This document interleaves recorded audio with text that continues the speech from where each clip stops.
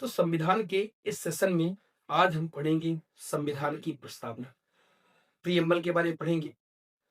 तो दोस्तों, आपको सबसे पहली बात संविधान की प्रस्तावना याद होनी चाहिए, क्योंकि प्रश्न आएगा कि कौन सा शब्द भारतीय संविधान की प्रस्तावना में नहीं लिखा है, तो आप बता पाएं। और कई बार एग्जाम में प्रश्न आता है कि प्रस्तावना में लिखे गए शब्दों को क्रम से जमाएं, तो आपको क्रम भी पता होना चाहिए। आपको ये भी पता होना चाहिए कि जो संविधान की प्रस्तावना है, जब शुरू में आप पढ़ेंगे लिखा रहता है be the people of India, हम भारत के लोग, भारत को एक संपूर्ण प्रभुत्व संपन्न समाजवादी पंथ निरपेक्ष लोकतंत्र स्वतंत्र गणराज्य बनाने के लिए तथा उसके समस्त नागरिकों को सामाजिक आर्थिक राजनीतिक न्याय विचार अभिव्यक्ति विश्वास धर्म और उपासना की स्वतंत्रता प्रतिष्ठा और अवसर की समता प्राप्त करने के लिए तथा उन सभी में व्यक्ति की गरिमा और राष्ट्र की एकता और अखंडता को सुनिश्चित करने वाली बंधुता को बढ़ाने के लिए आज तारीख 26 नवंबर 1949 मिति मार्गशीर्ष शुक्ल सप्तमी विक्रम संवत 2006 विक्रमी को एतद् द्वारा इस संविधान सभा को अंगीकृत अधिनियमित और आत्मार्पित करते हैं। तो ये है संविधान की पूरी प्रस्तावना, जो आपको याद होनी चाहिए। तो इसमें कुछ प्रश्न हैं, इन प्रश्नों को कठिन शब्द हैं, इन शब्दों का मतलब आज हम समझने का प्रयास करेंगे। तो आइए शुरू करते हैं संविधान की प्रस्तावना की विषय वस्तु, कंटेंट ऑफ प्रिएम्बल। तो प्रस्तावना की विषय वस्तु, प्रस्तावना को समझने के लिए हमने इसी विषय वस्तु को 4 भागों में बांटा है। पहला संविधान का स्रोत, दूसरा राज्य का स्वरूप, तीसरा शासन व्यवस्था के लक्ष्य और चौथा संविधान का अधिनियम। संविधान का स्रोत, प्रस्तावना शुरू होती है हम भारत के लोग और लास्ट में लिखा है अंगीकृत अधिनियमित और आत्मार्पित करते हैं। इसका मतलब है कि संविधान का स्रोत क्या है, सोर्स जो है वो है आम जनता। तो संविधान का स्रोत क्या हो गया, आम जनता। और प्रियम्बल की शुरुआत होती है हम भारत के लोग। तो ये जो शब्द है ये हमने अमेरिका से लिया है। एग्जाम में प्रश्न पूछा जाता है कि हम भारत के लोग कहाँ से लिए गए हैं, तो ये अमेरिका से लिया गया है, क्योंकि अमेरिका की प्रस्तावना में be the people of America, हम अमेरिका के लोग लिखा हुआ है, सेम हमने कॉपी किया है। तो हम भारत के लोग शब्द हमने अमेरिका से लिया है। और दूसरी बात हमें पता चली कि संविधान का स्रोत क्या है, आम जनता है। अगली बात, राज्य का स्वरूप कैसा है, तो पहला शब्द लिखा हुआ है प्रस्तावना में संपूर्ण प्रभुत्व संपन्न। संपूर्ण प्रभुत्व संपन्न मतलब, इसका मतलब है भारत अपने आंतरिक एवं बाह्य निर्णय लेने के लिए पूरी तरह से स्वतंत्र है।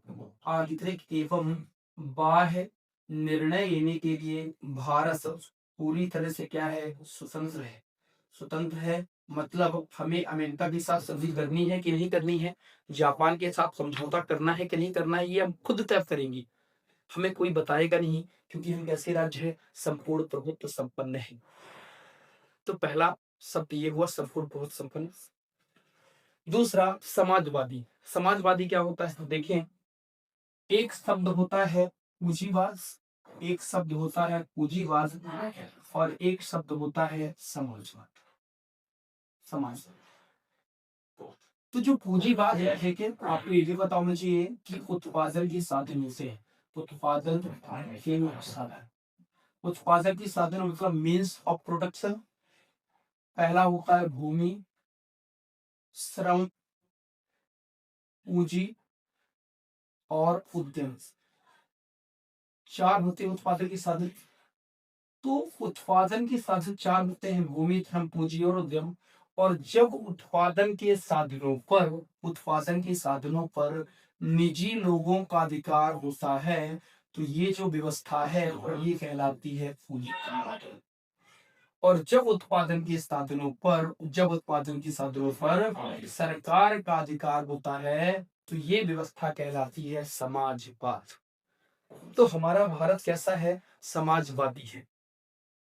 अब इसको बिल्कुल साधारण से शब्दों में समझाना चाहूं, तो ये जो भूमि श्रम पूंजी और उद्यम है, जब इसमें निजी लोग सब कुछ करें, ये पूंजीवाद है। जैसे आपने देखा होगा कि, और जैसे मान लो कि सरकार को गेहूं उपज करवाना है, सरकार को गेहूं का उत्पादन करवाना है, तो सरकार लोगों से बोलती है कि आज के बाद हम एमएसपी 30 रुपए कर देते हैं। इसका मतलब क्या है, तो सरकार ने जैसे ही घोषणा की कि गेहूं पर एमएसपी 30 रुपए की जाती है, तो लोगों ने गेहूं को का उत्पादन करना क्या कर दिया, शुरू कर दिया। तो ये आप बताइए कि गेहूं का उत्पादन करना ये आपने सोचा है कि सरकार ने सोचा है? तो सरकार ने बोला है कि गेहूं पर 30% एमएसपी देंगे। मतलब कौन तय कर रहा है कि गेहूं आपको पैदा करना है? सरकार तय कर रही है। मतलब भारत में क्या है, समाजवाद। तो ये इसलिए ये शब्द लिखा है क्या, समाजवाद। हालांकि भारत में मिश्रित अर्थव्यवस्था को अपनाया गया है, जहां पर पूंजीवाद और समाजवाद दोनों के लक्षण पाए जाते हैं। लेकिन भारतीय संविधान में कौन सा शब्द लिखा है, समाजवादी। तो हम लोग कैसे हैं, समाजवादी। तीसरा शब्द लिखा हुआ है पंथ निरपेक्ष। पंथ निरपेक्ष का मतलब होता है, देखें दोस्तों, संविधान में पंथ निरपेक्ष शब्द लिखा हुआ है, यहाँ पर धर्म निरपेक्ष शब्द नहीं लिखा हुआ है। एग्जाम में कई बार प्रश्न पूछा जाता है कि कौन सा शब्द नहीं लिखा, ऑप्शन में धर्म निरपेक्ष देता है। तो ध्यान रखिए दोस्तों कि यहाँ पर धर्म निरपेक्ष प्रस्तावना में नहीं लिखा है, केवल पंथ निरपेक्ष लिखा हुआ है। तो याद रखो, पंथ निरपेक्ष धर्म निरपेक्ष का अर्थ वही है। पंथ निरपेक्ष धर्मनिरपेक्ष का अर्थ वही है कि भारत किसी भी पंथ या धर्म के लोगों को बढ़ावा नहीं देगा। भारत के लिए सारे धर्मों के लोग बराबर है। ये अर्थ होता है पंथ निरपेक्ष। अगला शब्द लिखा हुआ है लोकतंत्र। तो लोकतंत्र के लिए आपको जानना पड़ेगा, लोकतंत्र के लिए, ठीक है। देखिए, अब एक शब्द लिखा है लोकतंत्र, ये क्या होता है? तो अब्राहम लिंकन अमेरिकी राष्ट्रपति थे। अब्राहम लिंकन, उन्होंने कहा था कि लोकतंत्र क्या है, जनता के लिए, जनता के लिए और जनता द्वारा निर्वाचित, जनता द्वारा निर्वाचित, इलेक्टेड, जनता द्वारा जो निर्वाचित शासन होता है, उस शासन को क्या कहा जाता है, लोकतंत्र। और ये जो परिभाषा है, ये है अब्राहम लिंकन अमेरिकी राष्ट्रपति। अब्राहम लिंकन की परिभाषा एग्जाम में कई बार पूछा जाता है, ये परिभाषा किसकी है?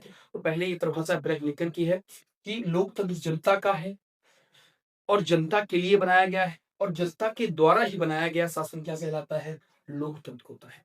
एक लोकतंत्र, तो भारत में क्या क्या है भाई, लोकतंत्र। एक होता है राजतंत्र। राजतंत्र, लोकतंत्र को मैं सरल सी भाषा में ये कह सकता हूँ कि जहां पर शासन वंशानुगत ना हो, जहां पर शासन वंशानुगत ना हो, वह लोकतंत्र है। और जहां पर शासन वंशानुगत हो, वंशानुगत हो, वह क्या है भाई, राजतंत्र है। तो जहां पर शासन वंशानुगत होगा, मतलब लड़का पिता का लड़का राजा, फिर उसका लड़का राजा, फिर उसका लड़का राजा, ये शासन वंशानुगत कहलाता है। तो जहां पर शासन वंशानुगत हो वह राजतंत्र है। जैसे ब्रिटेन में राजतंत्र है, वहां पर महारानी के लगातार बैठती रहती है महारानी के बाद। तो हमारे भारत में कैसा है, लोकतंत्र है। तो हमारे यहाँ शासन वंशानुगत नहीं है, राष्ट्रपति का लड़का राष्ट्रपति नहीं बनता है, हर 5 साल में चुनाव होते हैं।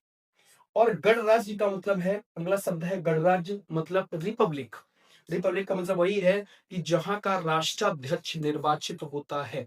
यहाँ पर मैं क्या कहूंगा, गणराज्य का मतलब रिपब्लिक, और रिपब्लिक का मतलब है कि जहां पर राष्ट्राध्यक्ष, राष्ट्राध्यक्ष मतलब राष्ट्रपति कैसा होता है, इलेक्टेड होता है, निर्वाचित होता है, तो वो क्या कहलाता है, गणराज्य कहलाता है।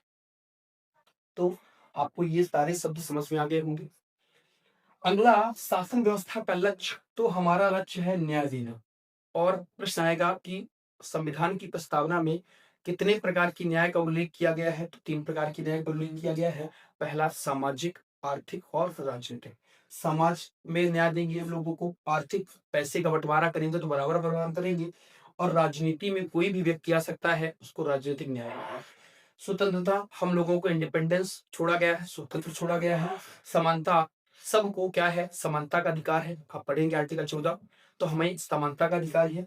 और बंधुत्व का मतलब है भाईचारा, हम लोग आपस में मिलजुल कर रहेंगे। ये सब भारतीय संविधान में शब्द लिखे हुए हैं। और अंतिम जो बात है, ये है संविधान का अधिनियम। संविधान का अधिनियम क्या है, मतलब संविधान का अधिनियम मतलब संविधान कब लागू हुआ है। तो डेट भी लिखी हुई है 26 नवंबर 1949। तो संविधान के ये लागू होने की तिथि है। मैंने आपको समझाया था कि इस दिन हमने 15 आर्टिकल लागू किए थे, और 26 नवंबर को हम संविधान दिवस मनाते हैं, जोधपुर राजस्थान की लक्ष्मीवल सिंह के कहने पर। तो ये संविधान की प्रस्तावना का कंटेंट है। इसके अलावा दोस्तों, आप एक और बात याद रखें कि संविधान की प्रस्तावना में हमने केवल एक बार संशोधन किया है। संविधान की जो प्रियम्बल है, संविधान की जो प्रस्तावना है, तो संविधान की प्रस्तावना में हमने एक बार संशोधन किया है, वह है 42वां संविधान संशोधन अधिनियम 1976। और इसके तहत हमने 3 शब्द जोड़े हैं। पहला समाजवादी, समाजवादी, दूसरा पंथ निरपेक्ष और तीसरा लोकतंत्रात्मक गणराज्य, लोकतंत्रात्मक गणराज्य। ये शब्द हमने आपका संविधान की प्रस्तावना में जोड़े हैं और केवल एक बार संशोधन किया है। संविधान के पूरी तरह से लागू होने के बाद सबसे अंत में हमने संविधान की प्रस्तावना को अपनाया है। और जो संविधान की प्रस्तावना मैंने आपको बताया था कि संविधान सभा की तीसरी बैठक थी, जो 13 दिसंबर 1946 को हुई थी। तो संविधान की प्रस्तावना को पंडित जवाहरलाल नेहरू ने उद्देश्य प्रस्ताव के रूप में प्रस्तुत किया था, जिसे हमने 13 दिसंबर को तो नहीं अपनाया था और 1947 में हमने अपनाया था इसको। ठीक है? तो दोस्तों, आज के लिए संविधान की प्रस्तावना बस इतना ही। मिलते हैं आपसे अगली वीडियो में, तब तक के लिए धन्यवाद।